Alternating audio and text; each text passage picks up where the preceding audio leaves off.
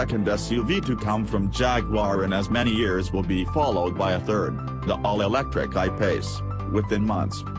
Poised to rival the BMW X1 and the Audi Q3, the E Pace is expected to become Jaguar's biggest-selling model and result in the fast-growing firm selling more SUVs than saloon and sports cars combined. The E Pace is smaller and more keenly priced than the F Pace.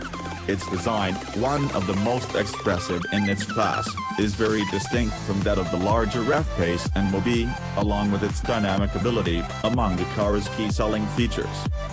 But despite pushing the styling and dynamics of the E Pace, Jaguar says the model gives nothing away to its competitors in terms of practicality and usability. At Jaguar, we have to do more than anyone else to prove that we're good on the attributes that we weren't in the past, said design chief Ian Cullum. The small SUV is derived from the D8 architecture used to underpin the Land Rover Discovery Sport. However, updates to the on-road dynamics have created what Graham Wilkins, the E Pace's chief engineer, describes as a Jaguar version of the Discovery Sport. The 5-door, 5-seater will be built under license by Magnus Steyr in Austria, rather than alongside the other transverse engine cars in the Jaguar Land Rover range, that Discovery Sport and its Range Rover Evoque sibling.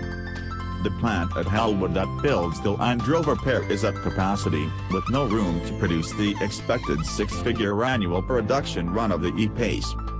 Magna will bring back a steel-bodied, transverse-engined, front-wheel drive Jaguar to the range for the first time since the X-Type. 2018 Jaguar E Pace specifications. Front-wheel drive will only be offered on the entry-level 148 bhp 2.0-liter diesel model with the 6-speed manual gearbox. However, the rest of the range will come with all-wheel drive and a 9-speed automatic gearbox. An all-wheel drive version of the 148 bhp diesel will be the only other model offered with a manual box. The front-wheel drive model is still fun to drive, as the access model to the car and the Jaguar brand, said Wilkins. Jaguar Land Rover's full range of turbocharged 4-cylinder petrol and diesel Ingenium engines will be offered in the E Pace, including a range-topping 296 bhp 2.0-liter petrol version.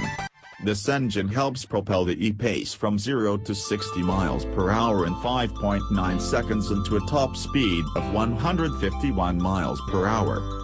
Audi's 362 bhp RS-Q3 performance is the most potent in a class of cars generally not focused on dynamic ability. Although the top E Pace does not match those outputs, Jaguar is talking up the dynamic ability of the range as a whole. Wilkins said that being natively front-wheel drive was no barrier to the E Pace handling how Jaguar thinks its cars should. If we do a car like this, it needs to drive how it looks, he said. We needed no excuses. We chose an architecture that could do the looks and the drive with all the changes we've made, and there's a 300 PS, 296 bhp, petrol version. There's no excuse. The E Pace has McPherson strut front and multi-link rear suspension, and Jaguar has tuned the chassis, along with the 4-wheel drive control system and adaptive dynamics dampers, for a sporty on-road drive. To that end, the camber has also been changed on the front axle and there is a semi-solid mounting for the front subframe for a more connected steering feel. It has a high driving position and great all-wheel drive, but it drives like a Jaguar, said Wilkins. Alongside standard all-wheel drive, top-of-the-range diesel and petrol models have active driveline all-wheel drive. Wilkins explained, the active driveline system and the torque bias make it feel rear-wheel drive. It's tuned to feel fun and energy like in a rear-wheel drive car. It has all-wheel drive capability, but it drives like a Jaguar. The car, which weighs 1,700 kilograms, is much heavier than its main competitors. Jaguar counters by saying that its D8 architecture has authentic SUV capability, unlike that of its road-biased rivals. The use of high-strength steel in the structure helps to reduce the weight, says Wilkins, while aluminium is used for the boot lid, bonnet and fenders. The E Pace is 4,345 mm long, 1,984 mm wide and 1,649 mm high, with a wheelbase of 2,681 mm. This makes it one of the shorter cars in its class.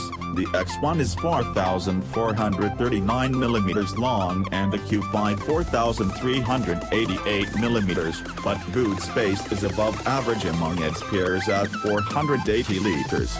That is 25 liters down on the X1 but 60 liters up on the Q3.